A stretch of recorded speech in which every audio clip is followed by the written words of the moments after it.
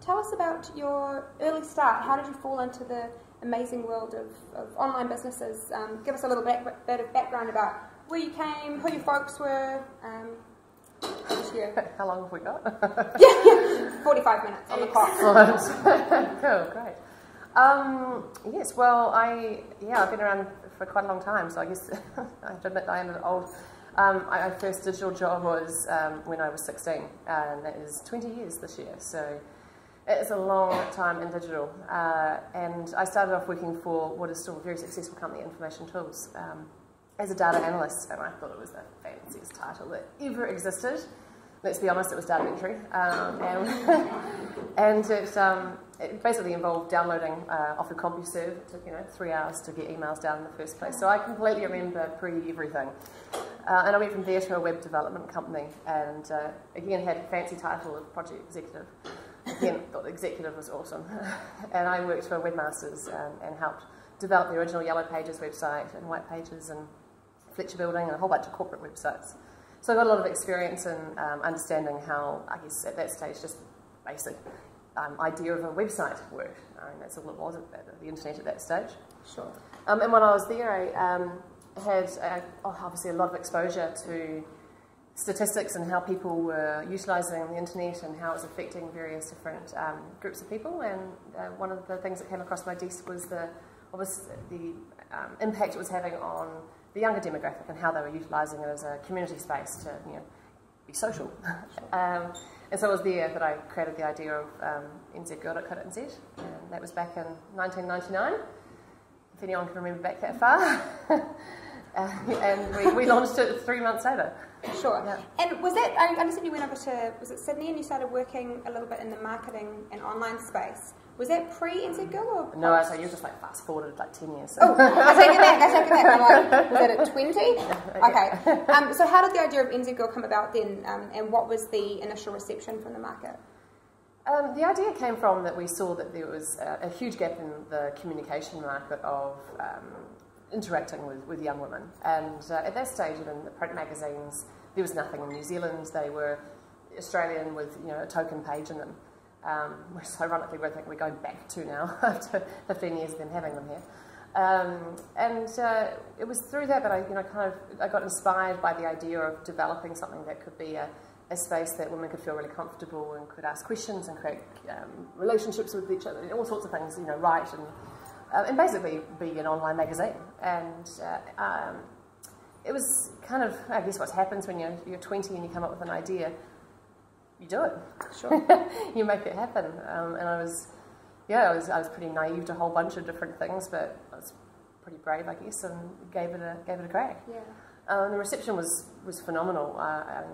When you're going around selling something that nobody else understood or had anything to do with, it was completely new. So it was really hard, but it was also kind of sexy because it was something new and different, and so people would want to talk to you about it. Sure. And we got a huge amount of PR coverage in the first few months, and nobody saw it as competitive at that stage, and so we got lots of support. Yeah, and I understand you undertook quite a lot of market testing, if you will. I understand there was a little bit of door-to-door recruitment for some focus groups. Research. Well, okay, that's true. Can you tell us a little bit about that and just how I know that, particularly for some of the people looking at starting up their own business, that testing the market can be, some people just go in gung-ho, I've got a feeling that this is going to work. Whereas other people, and I imagine you're a smart cookie, so what kind of research did you do, and was it focus groups with your target market, or was it focus groups around, okay, who's going to back this? Can you just talk us through your kind of market testing, if you will? I can tell you what I remember. That would be just as good. It's been 15 years, and I had someone come up to me recently, which I think is where you might have got this from one of the articles, that walked up to me and she said, I remember you came around the neighbourhood and you knocked on the doors and you asked if we had any teenage girls that lived there. I think it was just really dodgy. Yeah. Which is where we want to make that clarification between New Zealand girl and NZ girl very clear. Exactly. And I guess it would have been quite cute as well, this young kid saying, oh, have you got any teenage girls that I can talk to? And I had this vision of what I wanted to create, and so I think I kind of remember I brought them together and asked them lots of questions, and it's interesting because my gut instinct is very attuned to consumer insights. That's what I am. So when I grow up, I'd like to be a strategist, and I love writing, and that's kind of where my passion is. And so it was kind of a natural instinct. I wasn't even taught any of that stuff. And I left school at 16. I'd never been to university. It's all just, you know, stuff that I innately feel. Sure. But what I innately felt at that point was to ask questions. And even if I look at the way I develop businesses today, it's very much about being insights-led and asking questions, lots and lots of questions, in order to get a really good understanding as to what people want and why they need it and how they need it and how you can be of benefit. So even when I had no idea about that, I knew that that was the right thing to do. Sure.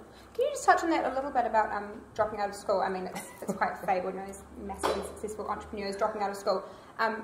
Firstly, what led that to happen? And then also, would you recommend that to other people? Do you think that in this age of, you know, startups and, you know, backroom deals, do you think that there is formal qualifications that are geared towards people being ready for that? Like, is a commerce degree useful, or do you think that it is about being on the ground and especially at a young age, you know, I can imagine being a young woman in that environment can't have been easy.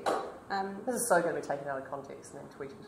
I'd usually be the one tweeting it, so you can this is going to be hard against me. Belinda's already written it. Oh God, you're not at AUT anymore. The background is I am innately a geek. I've always been one. So it wasn't that I didn't do well at school. I was very sick. I had glandular fever for a year, and I didn't like being held back in anything. Still don't today. And the idea of having to repeat the year sounded kind of pretty much like crap, really.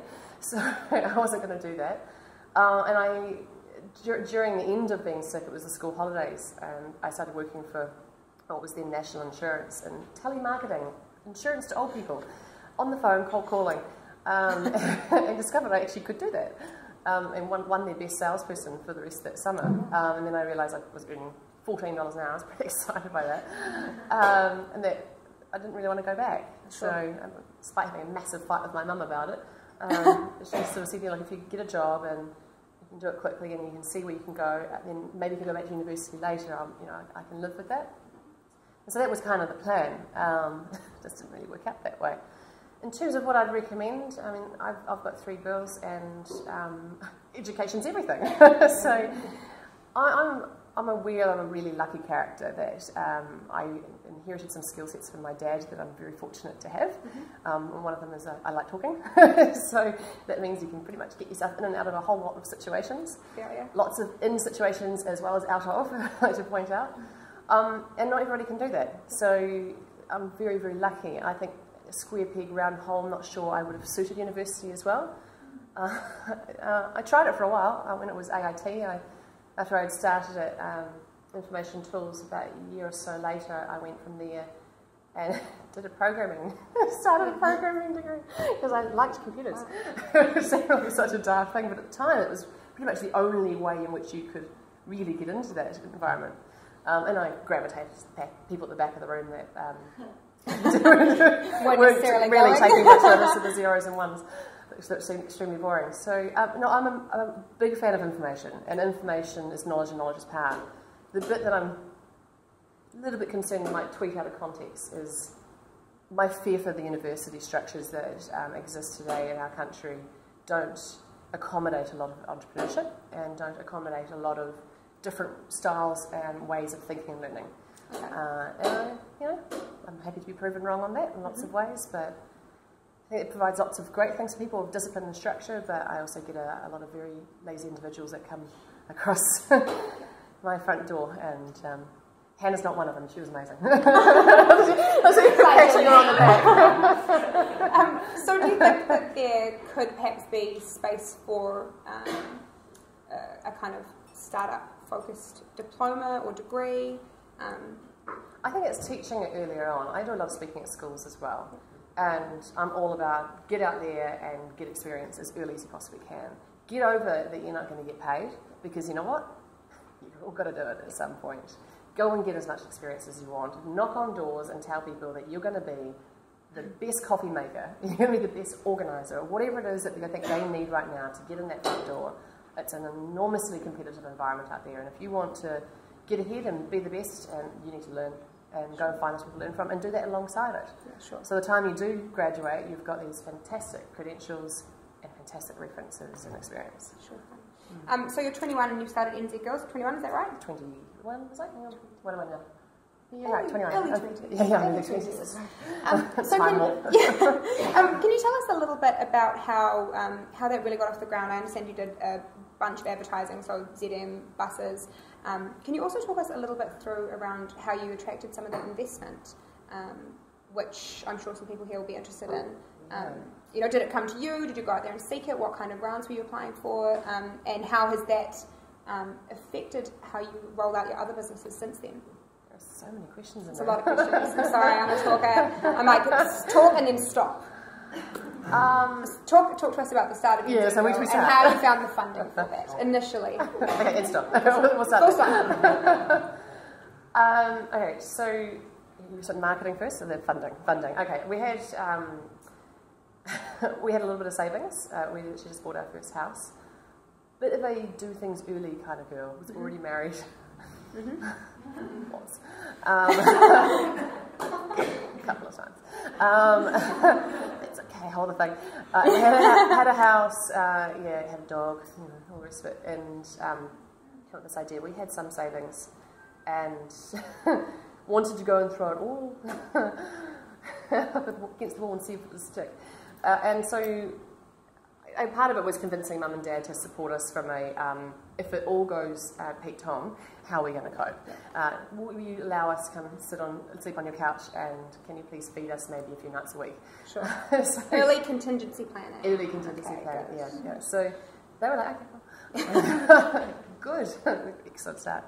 And so we funded it ourselves for the first year. The site was created in Dreamweaver and FTP'd onto a host every day. So there was no database to it at that point. We employed a designer and she created things, and that's how it went up. At that stage, nobody knew the difference. They didn't care. Sure, we would have collected a database file. It would have just been an email being sent, and we would have just put it into a spreadsheet of some description. I can't give you any more detail than that. I don't remember. It's sort of compartmentalise and throw things out you don't need. And yeah, so we did that. The first investment and traction to us was, it's such a random story. And when you have this happen to you at that stage, I was 22, you kind of think that's the way it happens. So I randomly out of the blue got this email from this man, and he said, I've been following your progress for a while. I'm really impressed by what you're doing. You've had some great coverage, and it seems that you're onto a really good thing, and I'm really interested in it. Would you be interested in having me as an investor? And I'm like, it's a random email to get. Called up Grant and said, oh, who's Lloyd Morrison? And he went, I'm sorry, what? I went, yeah, some geezers just emailed me. I feel like it's the spam I delete. Yeah, and he's like, God, I know that name. And he leans, because he was an institutional ANZ, and he leans across to his boss and says the name, and he's like, what? This was just unheard of. So Lloyd, for those of you who don't know, was just one of New Zealand's best investors, just an extraordinary businessman. He's been involved in so many things, on ports of Tauranga and Auckland, and Auckland Airport and Glasgow Airport, and all sorts of really infrastructure-based businesses. And he just got excited about the internet. And he was buying things. And I was just, unfortunately, in his crosshairs the day he had broken his ankle, or a week or so later after he'd broken his ankle in a random scooter incident. And he was laid up at home, not allowed to go to work. And so I guess when you've got plenty of money and you're a bit bored, what do? You buy things. It was before online shopping, so it was kind of... Yeah, I'm thinking you online shop, he was buying his own versions. And so I rang him and went, yeah, sounds interesting. Like, I've organised tickets for you at the airport, just fly down to Wellington tomorrow, would you? Okay.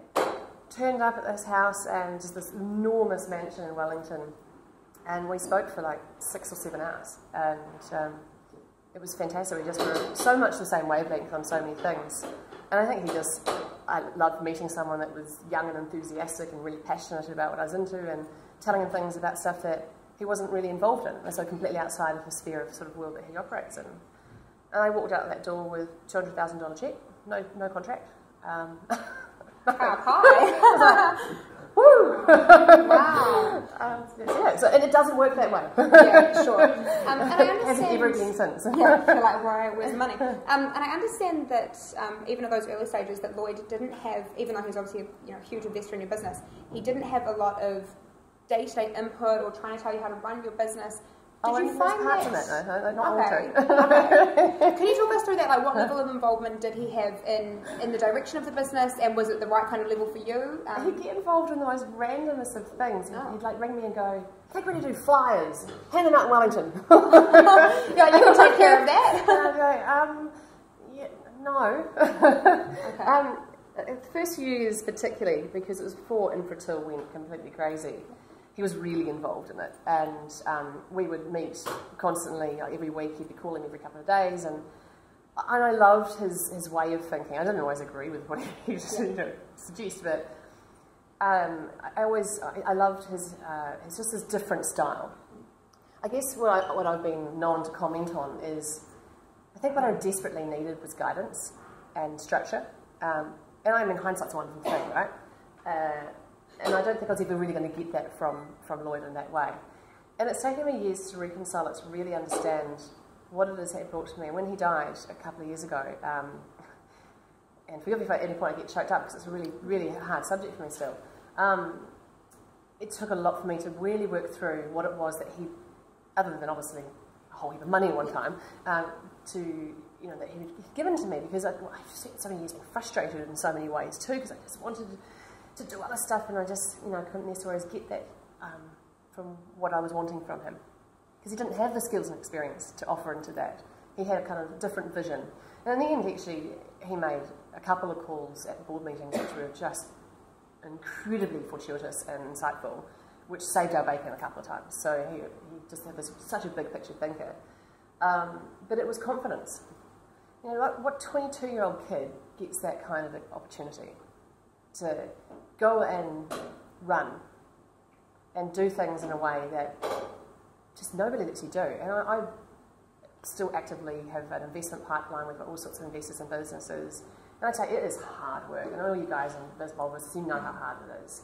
Getting investment is just tough, hard grind. And they all want some pound of flesh of you in some way. And he never asked for that. And he was backing me as an individual. And it was, and that was what I said at his funeral. It's just, nobody gets given that. And so I feel acutely responsible to pay that forward. Sure. To find an opportunity to give that to somebody else who one day I spy that is extraordinary, that I want to back. So I think I'm very lucky to have had that privilege, opportunity. Yeah. And then did other investment opportunities follow that? Off the back of it? Not off the back of it, because we weren't seeking it, to be honest. And we funded within ourselves for quite a long time. But I've had all types of other investment since then. So we've Movac in Wellington, so we've had the other end of the VC scale, which is pretty full on, to say the least.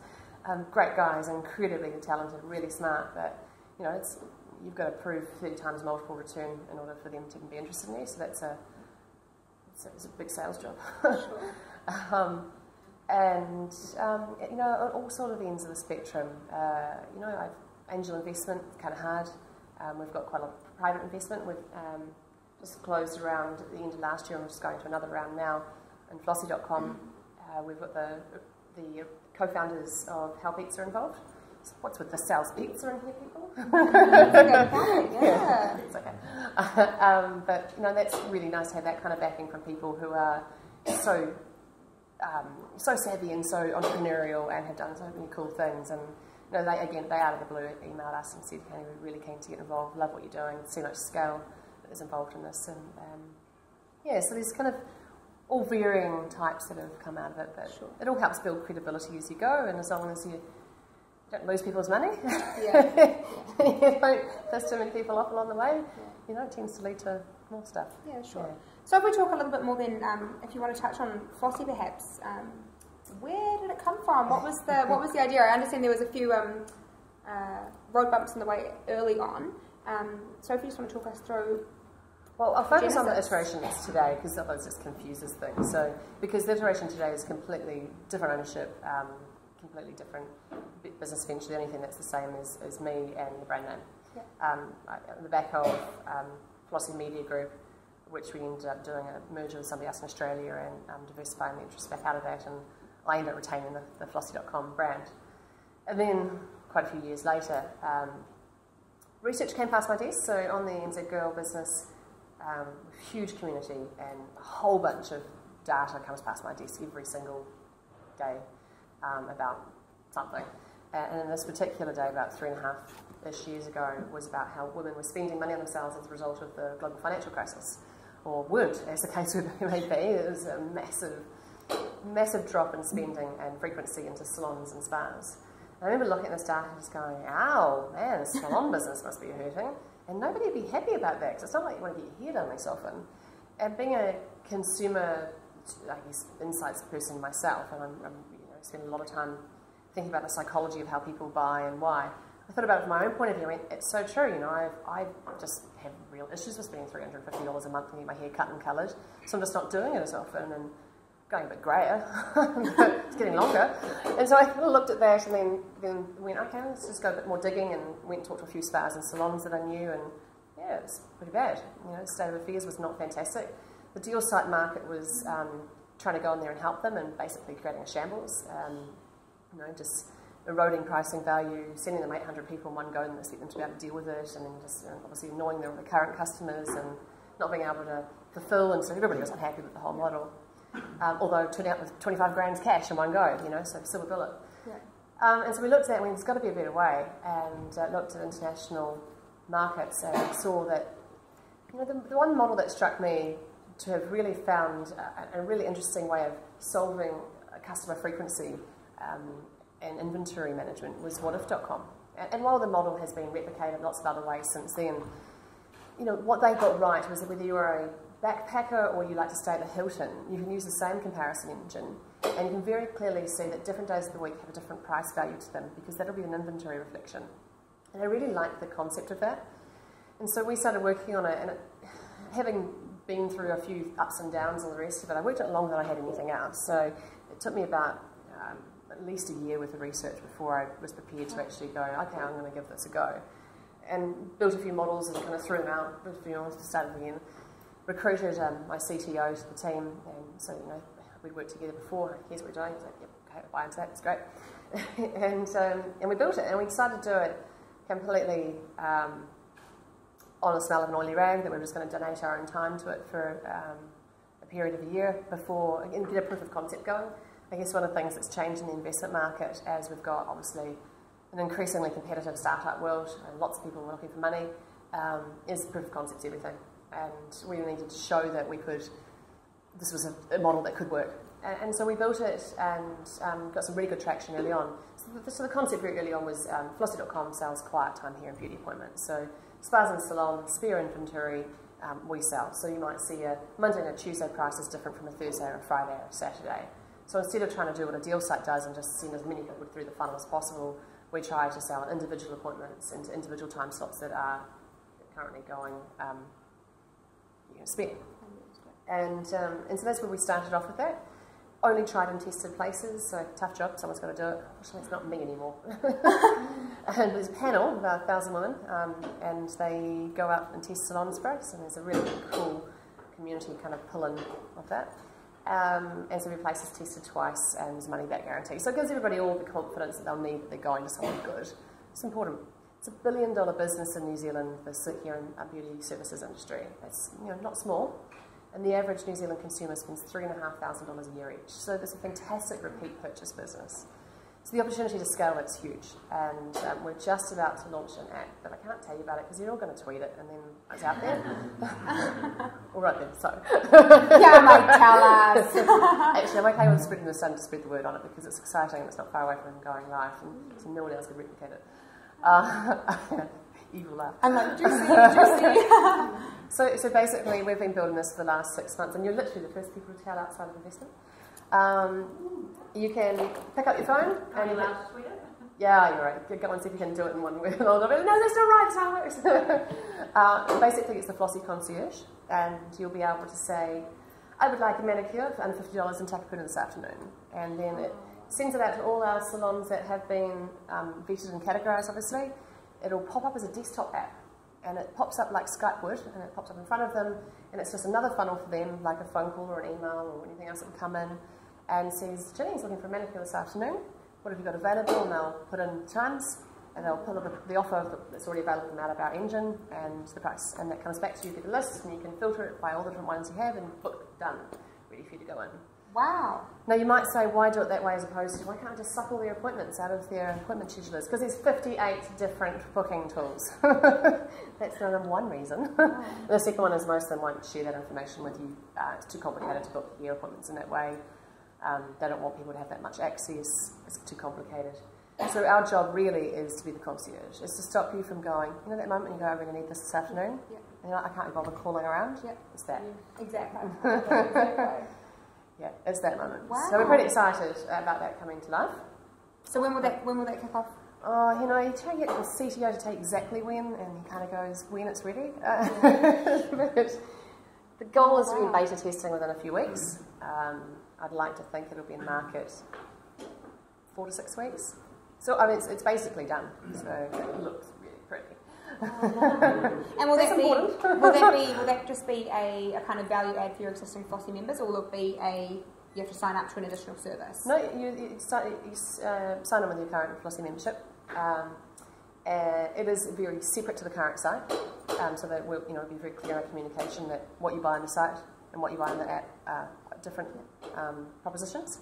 But it's a bit of a proof of concept, because if that works well, we'll bring that across into the site. And I suspect my gut feel is it will overtake what we're doing on the site. Really? Mm. And are you prepared for that to happen? Would you feel like, my baby, it's gone? Oh God, no. No, okay. No, I don't get attached. Yeah. Will it make money? Yes. Excellent. Wow. Well, thank you for sharing that with us. I've been getting I get the Flossie emails, and you're saying, we need more panellists, we need more tests, we've got something big in the works. I'm thinking, what is it? Well, the goal is to get 600 salons this year, so wow. We're onboarding 4 new salons a week at the moment, and I want to get that to 10 within a couple of weeks' time. Yeah, so. How much do you think of that is about the culture that you've created around Flossie? I'm not too sure. How many people get the Flossie there's quite a few men bulletins or men? There's quite a few men. There's also some blank face. We're not allowed. No, you can. If you were a good partner, you'd be getting the Flossie notifications for your lady friend. Because I'm sure the women in the room who use Flossie already know how valuable it can be. So, you're not just getting quiet time beauty bookings, you're getting inspirational talks and quotes and hot pictures of the guys. It's a great kind of community. That's not just me sitting here saying that. I can actually touch that because I only met Michaela as a result of being a Flossie customer. Yes, so. That is true. Got my hair did. It's the truth. How much do you think that the salons come into? How much marketing do you do directly to salons, and how much is it just word of mouth that they're thinking we need to get onto this? We're going to hit a tipping point some stage over the next 12 months where we won't need to actively sell to get them on board.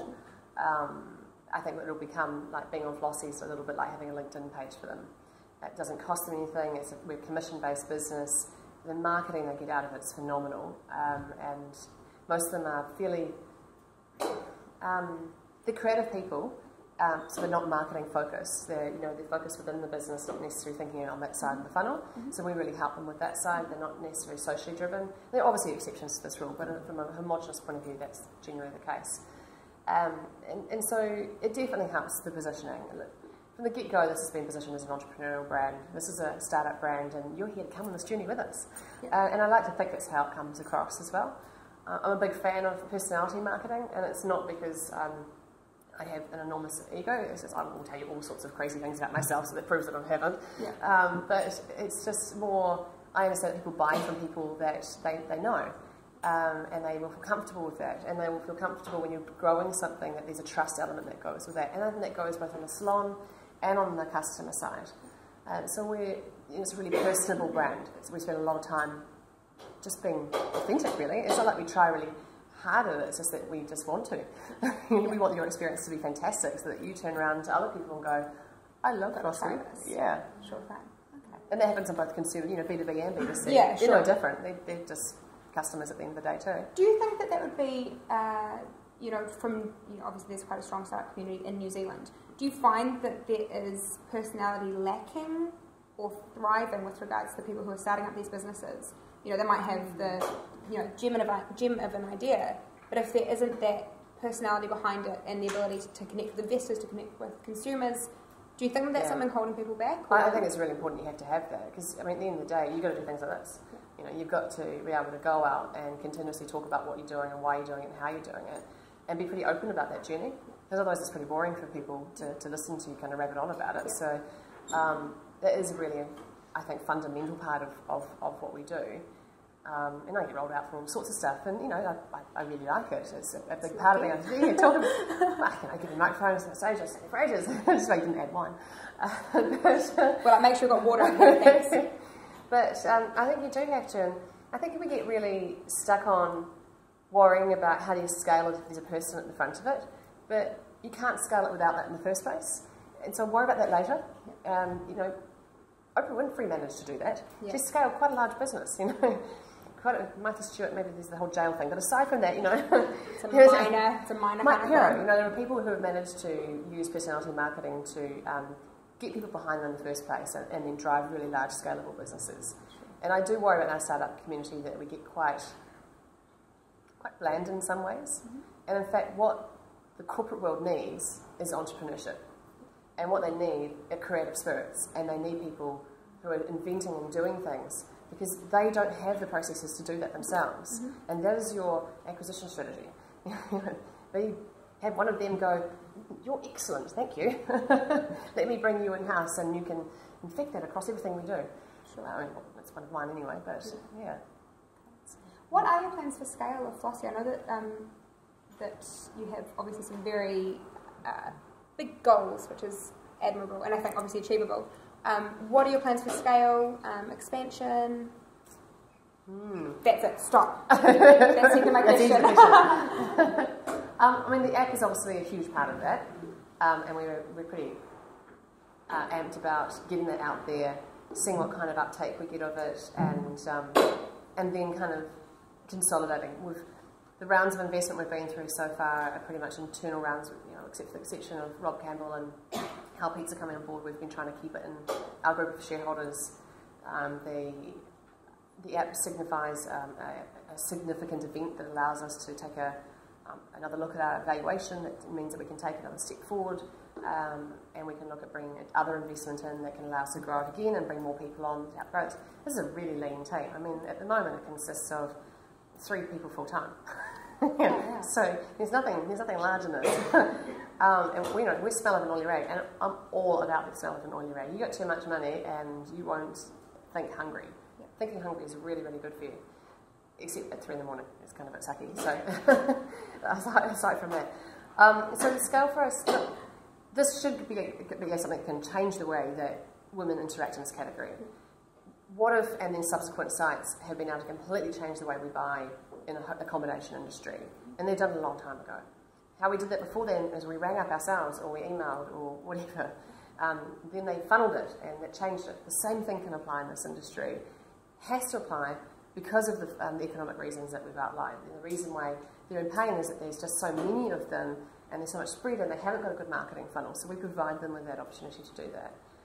So the scaling outside of Auckland, Wellington, Christchurch, New Zealand is significant, but it has to be done very strategically. And so we've spent a lot of time in technology and proving that there is merit in what we're doing, and so we fundamentally are still in the proof of concept stage, particularly moving into the app. Once we get about 6 months under our belt of that, and we've finished that the next round of funding, it'll be investigation into other markets. So we've been really lucky to be supported by Grab a Seat and taking Flossie to the world. So when I go explore new markets, they'll wing me up there, which is nice. And so we're going to LA in June, and the idea is to have a bit of a walk around the market there and get a feel for how we might get started up there. I'm not so keen on just going straight to Australia. It's a bit boring, really. Like, where's the challenge? Where's the challenge in that?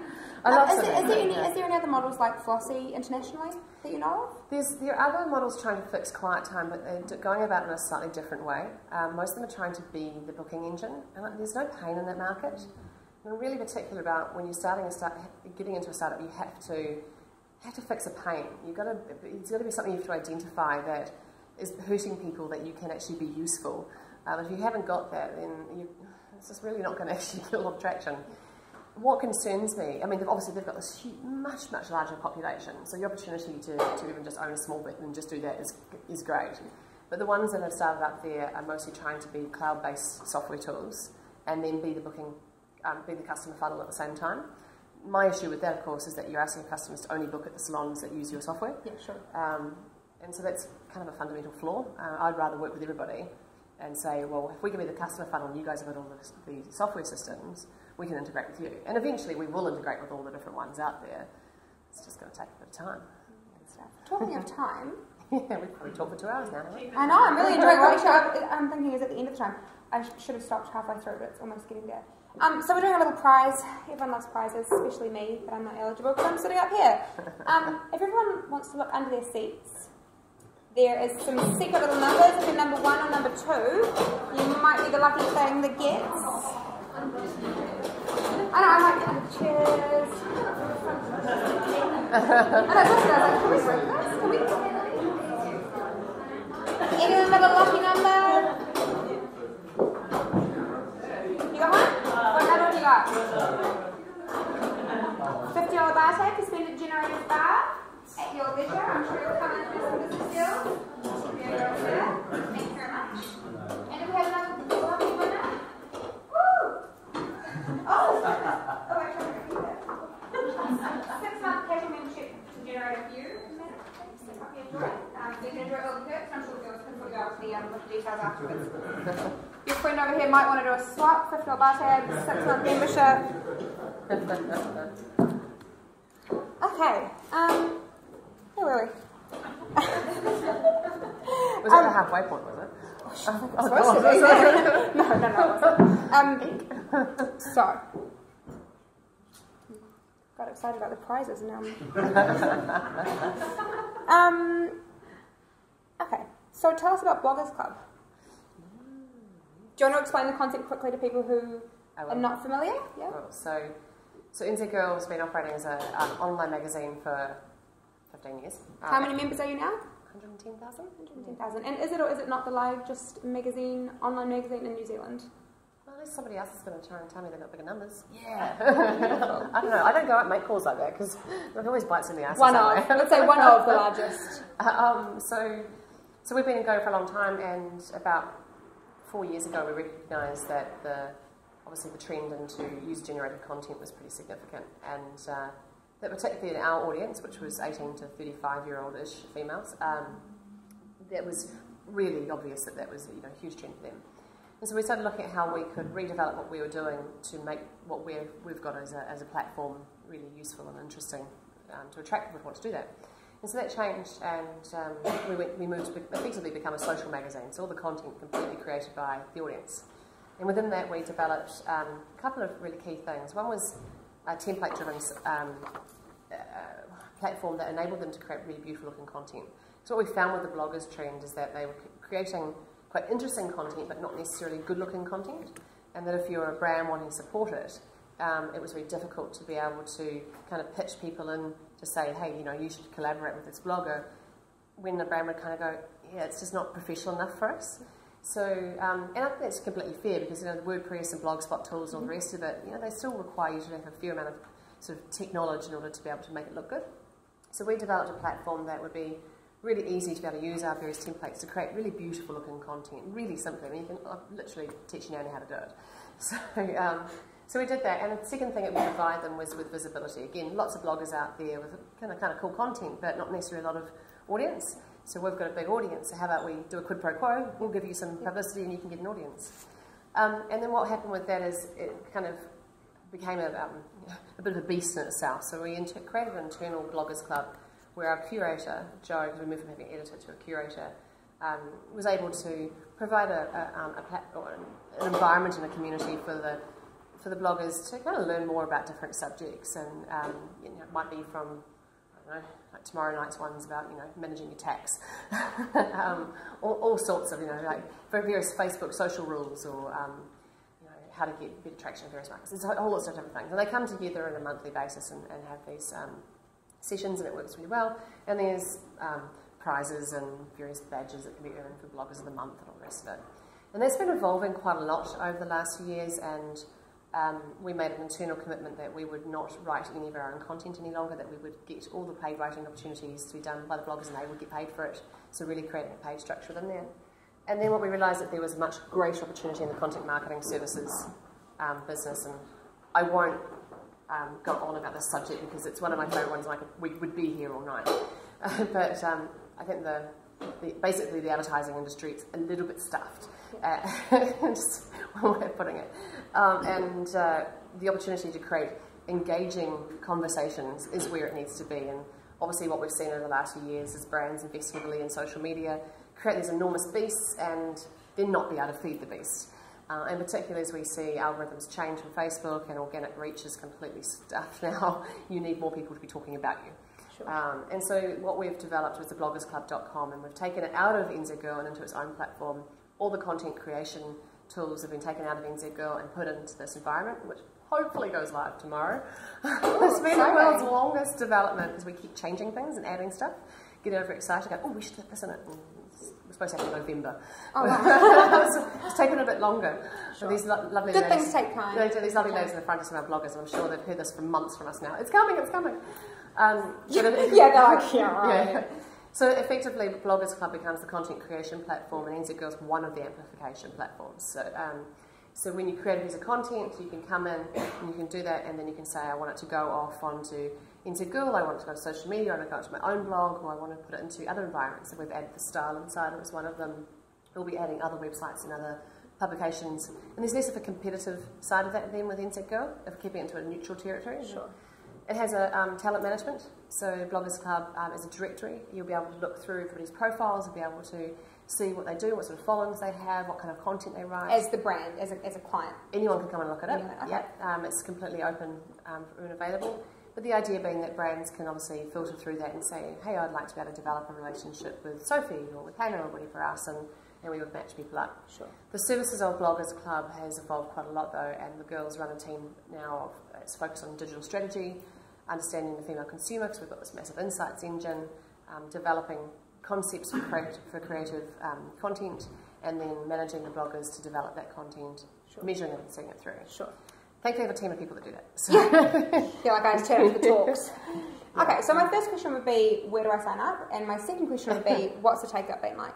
It's been amazing. So we officially have 400 bloggers on the books. Yeah. We've got 65 we work with really closely, yeah. And we've just signed 8 very high-profile ones in the last few weeks. Good stuff. And how about on the brand? Oh, sorry. So that's so exciting. That's going to grow a lot. Yeah. Brands, what we're trying to move away from now is being at the mercy of advertising agencies' whim, and move towards partnership relationships for ongoing. And we actually made a couple of big calls recently to consolidate that. One is we don't charge for display advertising. We give it away for free. There's no value in banner ads. So we like to be a little bit disruptive now and then. And so that's been really good. So really good high-profile brands. Because we've been around for a long time, we have really solid brand relationships, and that's really probably one of our key point of differences to anything else in the market that tries to kind of pull bloggers together, is that we have the relationships to back that up, sure. To ensure they do get money that comes through the door. By the end of this year, our anticipation is that we'll have a blogger budget per month of about $100,000. That's a lot of money, and that means a lot of people will be able to make a full-time living out of blogging. And as much as grief as you get given by the odd journalist about how dare you, how very dare you, actually I think it's really good for the entire industry, because our entire emphasis is on content and getting people to value content again, and putting the emphasis back into that. And I guess as you put so much emphasis on where are people's pain points, and if you're fixing a pain point for brands, and you're fixing a pain point for people who are going to be writing all this stuff, amazing content but don't necessarily have an audience. It's kind of or have an audience but aren't getting paid. Yeah, sure. So, and which is more the case for kind of the 65 and our high-profile ones. They've all got great audiences and great followings, but no money in it. They're not getting paid in any way, and it's not because we're not. We're trying to bring everything to the table we can for them, and we hook them up, and we get them to events, and we get them great profile, and now we're starting to see money come through for them as well, and it's really nice to be able to see people who are really passionate about content be able to do it full time. I ran into one of New Zealand's most well-known bloggers the other day, who's not currently with us. I'm hoping that he'll come on board with us. And he's working at Country Road. I'm like, what a waste! You are such an extraordinary blogger, you should be doing this full time. Yeah. But they don't necessarily know how to monetize that, so that's what we can help them do. I guess that's the thing, it's the difference between being, a creative person, as you're talking about with the salon. You can be creative and do amazing hair, you can be amazing and do creative copy and great photography. Exactly. So does it come to seeking advertising or getting it to the next level? Yeah, and we've really undervalued content a lot over the last few years as obviously media's fragmented and publications have really struggled to survive. Obviously the media budget has gone really all over the place, and so you see massive restructures, and you see people like the Herald and Fairfax and Bauer and everybody else, basically cull content creators, and then they take their publications where they're charging one price here, and they whack them into online and charge them for a quarter of the price, and wonder why it's not working for them. And there's not a lot of thought going into how do we actually create the same, the outcome of having have a content relationship with an audience, but not necessarily doing it in that manner. And I just think we're a really interesting space. I think the next few years are going to be fascinating for content, and yeah, it's exciting. I'm excited. That's exciting. So where to next for NZ Girl, for Flossie, and for Bloggers Club? Where to next? Isn't that enough? No, really, seriously. No, really, I'm not even joking. Okay, where to next for you then, Jenene? What's the next? No, really, that's enough. I've got more than enough on my plate for the next while. No, look, to be honest, everything is just all about, across all the businesses, the one thing you can take as a commonality is my passion for female consumer, and the essence of my why I do it is I love making women feel good. And I love creating things that make women feel good. And that's really nice to have, because across all of my businesses, it's the same ethos that it applies. Everybody has that same really want to kind of create something that's really beautiful. And all the people that work for me are really passionate about that. And we're just expanding the team at the moment. We're going from, we hope to have about four new hires in the next month. And that's pretty exciting. And so finding more people that fall into that category. Easier said than done, but it's you've got like the sieve that you kind of have to. Yeah, actually, I bring people back. I'm all about the boomerang, so people back. They've gone on their OEs and come back into the fold. They've spread their wings, and so I think really the focus for the next 2 years for me is going to be just fine tuning the tools, making them bigger and better and smarter, evolution really more than anything else, and making some noise around that. Yes. Yeah. Okay. And then I'll ask one more question. It won't be about where to next. What would be the kind of secret ingredient that has seen you through? So for the past 20 years, you've been in digital at a time where some people are just starting to catch up now. Really, what would be the one ingredient, the secret herb and spice that you think has seen you through more than anything? One. Top three. 5? You're like, can I have 50 and then I send it to you? I'll just give you a bunch. Give me a couple. The top things that you think have really seen you through and that you would try to impart on our gorgeous audience today. It's always a good question to ask somebody else about me as opposed to me, because I think Belinda would probably sum this up better. I'd say tenacity is probably right up there. I'm pretty... what's the right word for it? It's not necessarily... I mean, relentless is definitely one of them, but it's more... what's the word when you kind of... something... kind of... Oh, God. No, well, yeah. Well, actually, not always. Mostly. Resilient is the word I'm probably looking for. I'm kind of a little bit like Teflon in some ways. What, like nothing sticks? more like I don't let the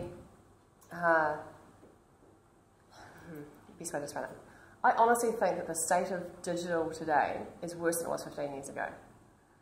That's a really, really big call, because we're so much more advanced, right? And so many more things available to us.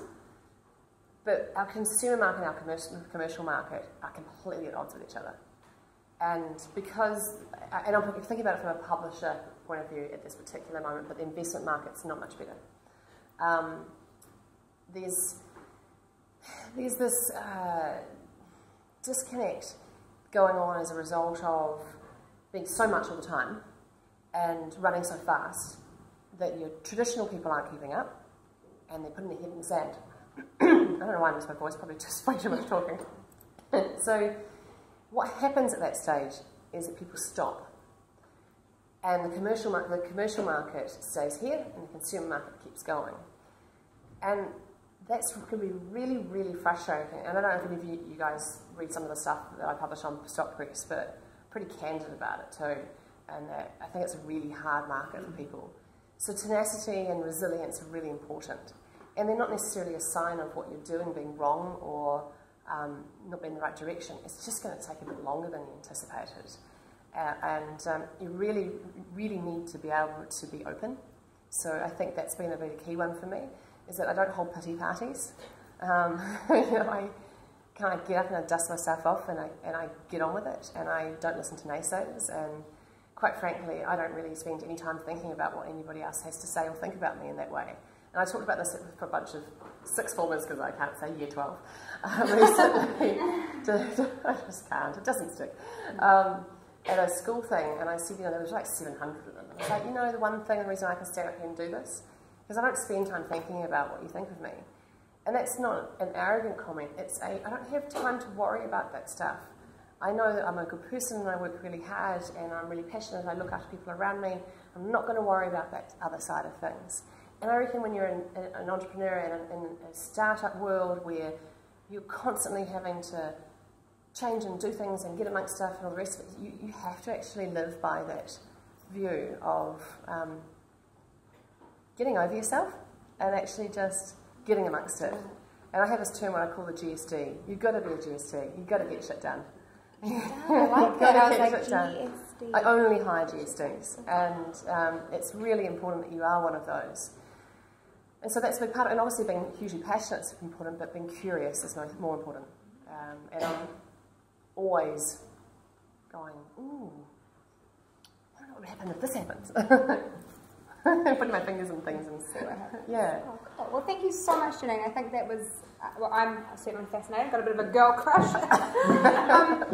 So, unless there's anything else you want to add in, I think we'll open up the floor to questions if anyone has anything they would like to say. And might I say before you see that hand up, there's actually, I think, $100. Yeah, $100 Flossy credit voucher for the best question.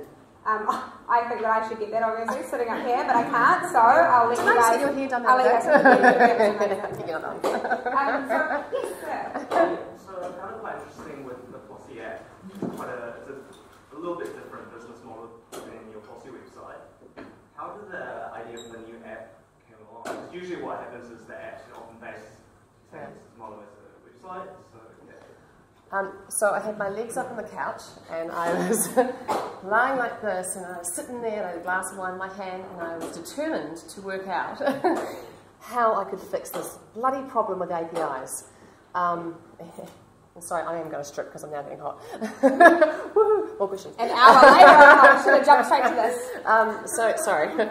So I was really frustrated because a lot of the software programs that exist in the market are based from installed-based software systems, CD-ROMs, and not really going cloud all that fast. And when they are going there, very protective of their space and seeing us as competitive as opposed to complementary. And they'll get there. They're just new to the interwebs. So, and then when you've got so many of them, and then they're talking hundreds of thousands of dollars to go and create APIs between them because it's so complicated the way they've set themselves up. So it's kind of feeling a bit frustrated because I'm really aware of the closing of the loop with Flossy, that at the moment we help them buy the appointment time and get all the rest of it, but the actual closing of the appointment itself has to be done still with the salon and the customer together. And I really desperately wanted to fix that. And so I guess I tried to take it from a slightly different point of view and sat back, as I said, on my couch with a glass of wine and thought about how might that look, and spent a lot of time conceptualising it and realising the pain for the customer isn't necessarily the seamless transaction, although that would be nice. It's actually about, we're really busy, we don't have time, how do you make my life easier? Because realistically, I know what I want when I want it, and I want it now. So I'm going to be the person that goes, I have my nails done today. I didn't book this in advance because who has time? I need it now. Who's got it? And typically when we do the I need it now moment, then we're going to go, oh man, I have to ring around or end up somewhere cheap and horrible that doesn't get what we want. So it kind of came from that point of view and thought, how do we replace that? How do we stop them from having to do that thing? And that's where the idea morphed from there. So are you going to move away from the booking system completely because you saw... We'll never be a booking system. We've always been a customer funnel, and well, you know, never say never, but I don't think we'll ever be a booking system. We will be a connector of, and we won't manage the actual physical booking itself. The booking system itself will do that, as in whatever one they've signed up to. We'll either do an API call with that to be able to extract information and provide it back, because that will be the long term. And in the short term, we'll provide a funnel for the salons to very easily receive a customer inquiry and be able to respond on that, which feels like it's in an API environment, but it's us kind of fudging it in different ways. So that means if the ad succeeds, you'll probably abandon the web version of doing things and just focus your client out on the ad? I think the app version of doing things will end up superseding the way that the website works at the moment. Right. Yeah. When did you come up with the app idea? Sorry. I got board approval in December, and we started it a couple of weeks later, and then, yes, what are we at now? Nearly April? Tomorrow? Yeah, so we've got a full-time CTO working on it, and a full-time iOS developer, and part-time designer. So, yeah, it is quite a complicated app. It's got a lot of API calls to it, to our current database structure, obviously, needing to understand the booking system itself that we have for our own, not for the saloning, but for the payment process and the management of the vouchers and ability to handle redemptions. It's a really complicated system in lots of ways, but it's been beautifully crafted. Lovingly as well, I'm sure. Any other people? Linda, you have a question, and then we'll go. I've got a question, it's particularly for the women in the room, because a lot of you're quite well catered for in terms of entrepreneurs and people to look out to. But as a woman in business and a startup, I'm curious to know how you talk about tenacious and things, but how do you keep your personality and your individuality and being a woman in spaces like the boardrooms or in meetings and keep that essence of you? Because I don't want to put myself into I should be corporate and I should do this. And how did you let yourself show through and retain professionalism, get your goals and stuff like that? Just for the record, B, if I ever see you change like that, I'm unfriending you on Facebook and I'm going to stop following you on Twitter. You have to turn up with the pink socks and the pink bra because that's what you bring. That's why I'm all about the orange jacket. You've got to bring personality to the table. We've got enough women out there dressing in corporate suits to try and behave like men. We don't need that. It's not what we need. Femininity in businesses, I think, are a fantastic trait that should be embraced. And it's a really interesting one. And don't get me wrong, it has its challenges. I can tell you, trying to raise investment for something that sells Brazilians is a really fascinating thing, because I've been asked some pretty daft freaking questions, I have to say. And you sort of sit there and I kind of go, you know what, let's get this another way. Let's talk about widgets. Yeah. We've got $1 billion widget market, and they're $3,500 per widget, per customer's been bought in widgets per year, and they're buying average on one a week. People are like, yes. Now can we talk? Oh, okay, cool. It's like, that's one of my issues with the investment market, is it tends to be very, no offence guys, because I'm sure none of you fall into this category, but the investment market tends to be quite old school.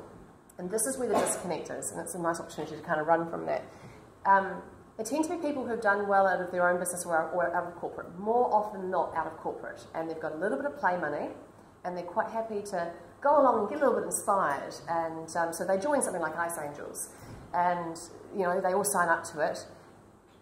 And to be honest, they don't bring. Please don't tweet this. Not just Ice Angels. It's a general phenomenon issue with investment, is that they don't tend to get outside of the square. They don't tend to necessarily understand things that are a little bit different, and especially if you come to the table a little bit different in general, it's quite hard for them. And then you add Brazilians and other things that they have no connection to. It's really, really difficult for them to do. I'm just unapologetic about it, to be honest, and I think we find that it helps you just weed out and find the right people. Like the guys from How Pizza, Stuart and Helena, absolutely amazing. And I mean, I thought I had some pretty cool marketing stories over the years, because we've broken a few rules and done a few out there things.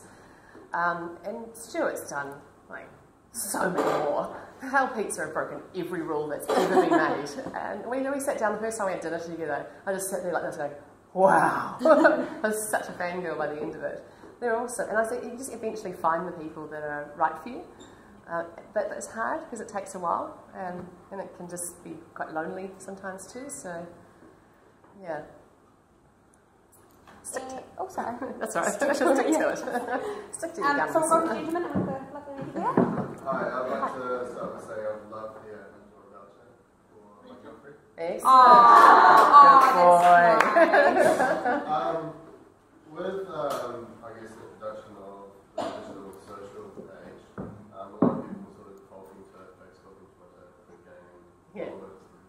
So, starting Ezekiel, what media vehicle did you find most efficient in converting or channeling people through your website, or were there any specific or key media sort of campaigns that you ran for that launch? Given 15 years ago there was no Facebook? Yeah.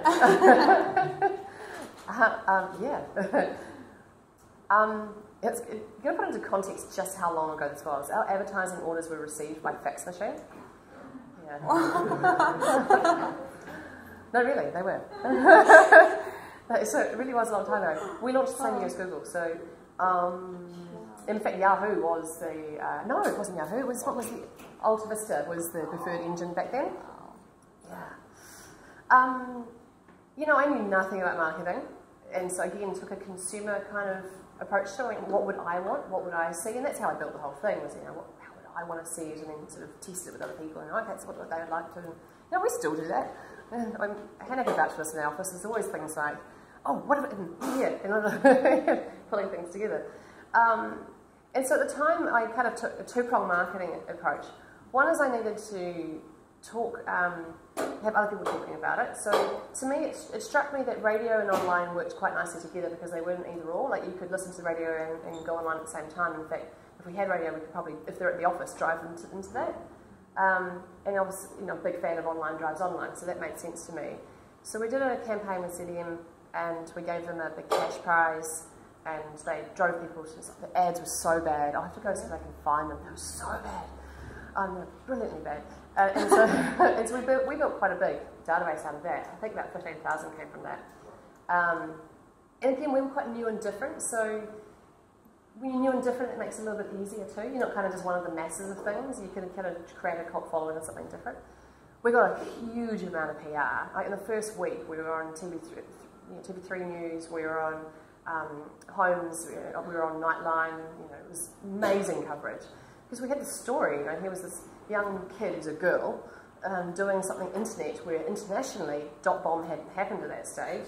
You know, everyone else is raising millions of dollars. Maybe she'll be next. So, you know, we were able to do that. Then the second part of it was about the agencies. And so I had buses, actually there were two parts of the buses, inside and external. They had bus ads going along, and I chose them to go round the advertising agency routes, so you could choose where it would go. And then the internal bus ads were for the school kids, because we were a bit younger at that stage, so that they could read about NZ Girl and read about the different sections when they were sitting on the bus on their way home from school. So it was pretty primitive, but it's not like I had, you know, any other kind of engine that I could go to help drive people across. But it worked. Can you also tell us about what happened at the Big Day Out one year? Yeah. Oh, I dug deep with my research. I never made the connection between the two, and then I read the story today. Oh, really? Please interesting. Well, thankfully others had. I was going to say after that, viral was what really grew the NZ Girl following a few years later. So back about 2004 was the first viral campaign we did.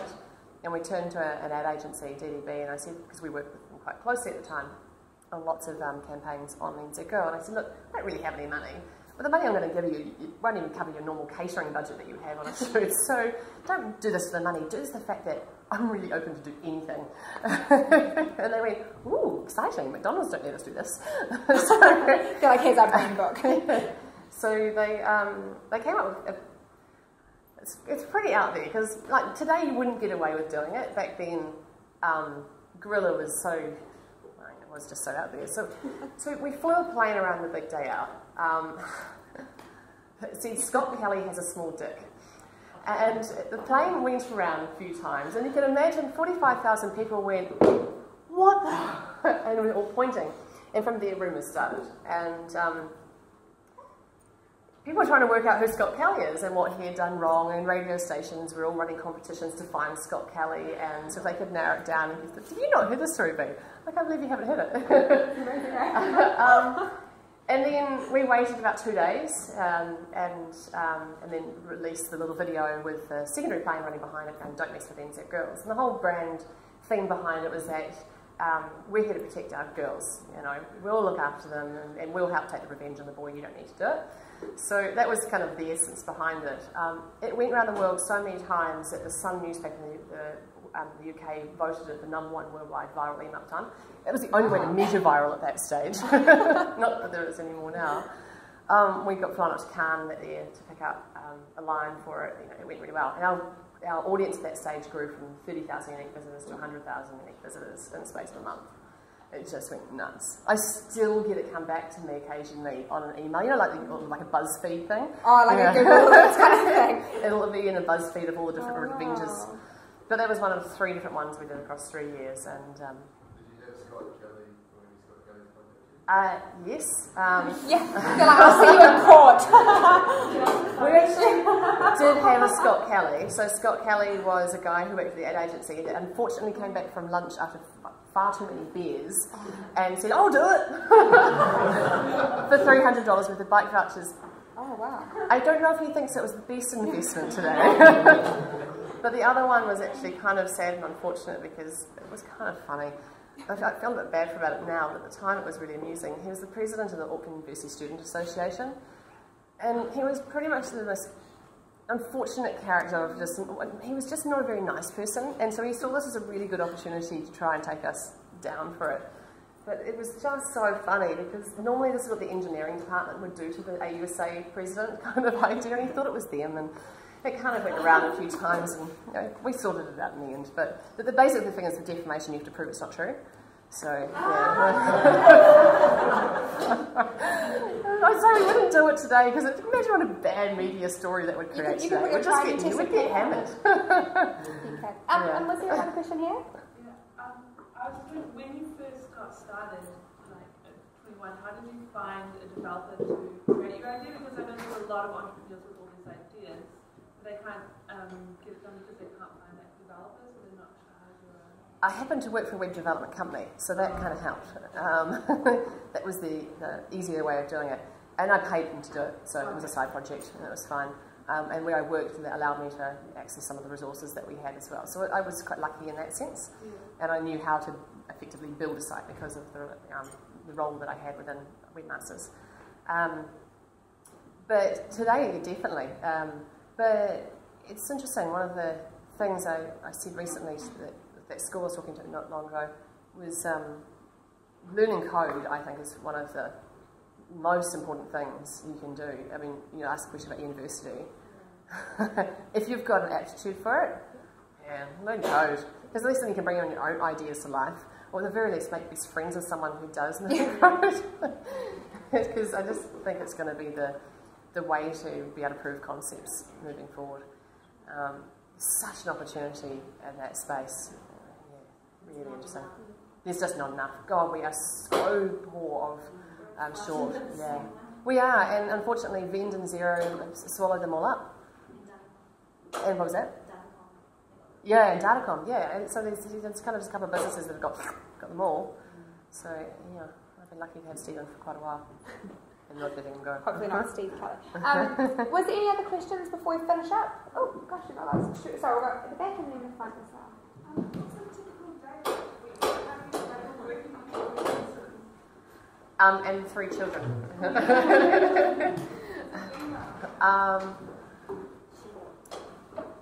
To be honest, I do a lot of exercise.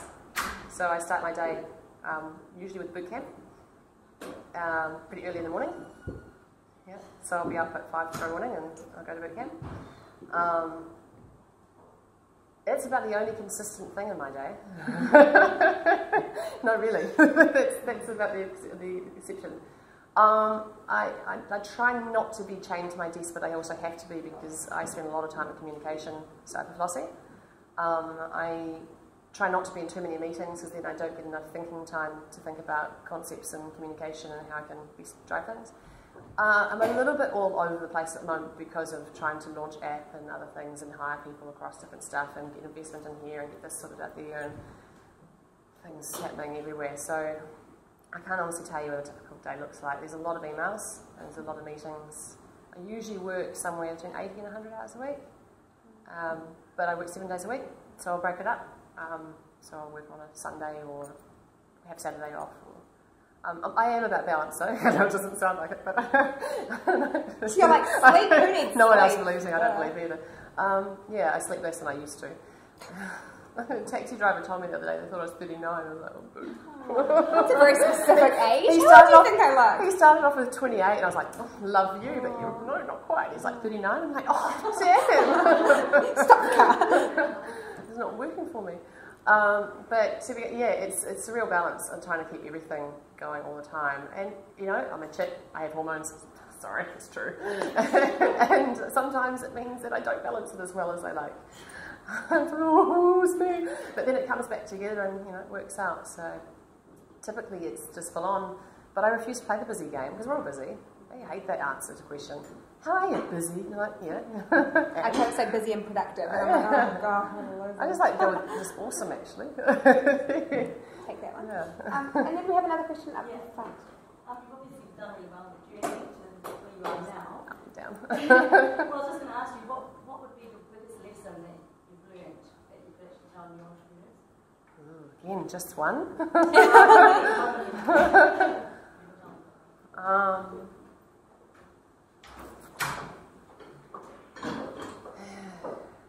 Honestly, I don't know how to pull out just one. It's just, there's so many lessons across over the years. And you hope to only learn them once or twice. 3 times, most, you know. Don't get married too early. That's a really good one to learn. That was hard. Probably things like, sorry, I don't know why this is so hard, because there's just so many, I'm trying to narrow it down to one. Just an example. Yeah, hiring people, trust your gut, but always get other people's opinions. It's hard finding the right people in terms of, because people are really good at interviewing in all forms, but you know, they don't always stack up when they get into the job. Big fan of the 3-month trial. Investment money never goes as far as you think. You know, be more conservative than you probably ever thought you would be. Halve it, divide it by 7, take away 3, and then you're closer to what what you really actually do. You don't go into running your own business for the lifestyle. And actually, my favourite one at the moment is don't ever rely on an advertising revenue model. Yeah.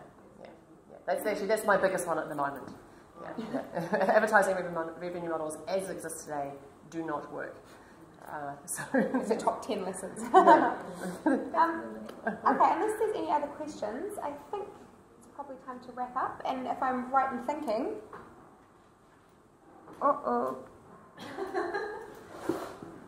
this is not something I want to drop on the floor. What I like.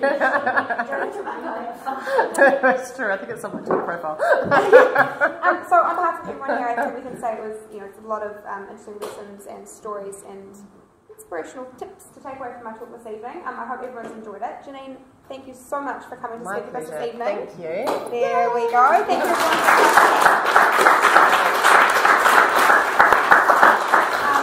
When's the next talk? Have we got another talk in April? So we'll have another talk at the end of April.